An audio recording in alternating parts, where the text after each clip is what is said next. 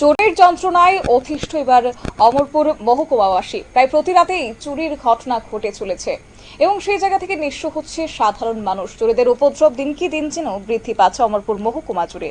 এলাকার কোনো না কোনো জায়গায় অমরপুর বীরগঞ্জ থানার পুলিশ প্রতিনিয়ত টহলদারি চালালেও পুলিশের চোখে ফাঁকি দিয়ে রাতের আধারে চুরিকাণ্ড সম্পূর্ণ করে গতকাল রাতে তার ব্যতিক্রম হয়নি। অমরপুর বীরগঞ্জ থানার অন্তর্গত শঙ্করপল্লী এবং কাউমারা এলাকায় একটি বাড়িতে চোরের দল কোথাও জানালা ভেঙে প্রবেশ করে এবং ঘরে থাকা স্বর্ণালংকার, নগদ অর্থ, পাশাপাশি আসবাবপত্র সহ প্রয়োজনীয় যা যা কাগজপত্র ছিল তা নিয়ে চোরের দল চম্পট দিয়েছে। এবং এই ঘটনার খবর পেয়ে আজ সকালবেলায় অমরপুর বীরগঞ্জ থানার পুলিশ ঘটনাস্থলে ছুটে যায় এবং চুরিকাণ্ডের তদন্ত শুরু করেছে। এই বিষয় নিয়ে কি জানিয়েছেন বাড়ির গৃহিণী, শুনুন।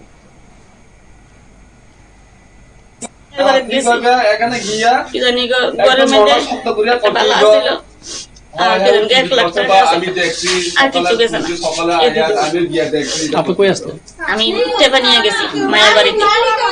সকালে কি খবর পেয়েছেন? সকালে ঘুমের থেকে ওইটাই খবর। আপনারা শুনলেন। অবশ্য গতকাল রাতে এই চুরির কাণ্ডের সঙ্গে জড়িত থাকা সন্দেহে সেই এলাকার একজন যুবককে আটক করে বীরগঞ্জ থানায় নিয়ে আসে পুলিশ এবং তাকে জিজ্ঞাসাবাদ করা হচ্ছে।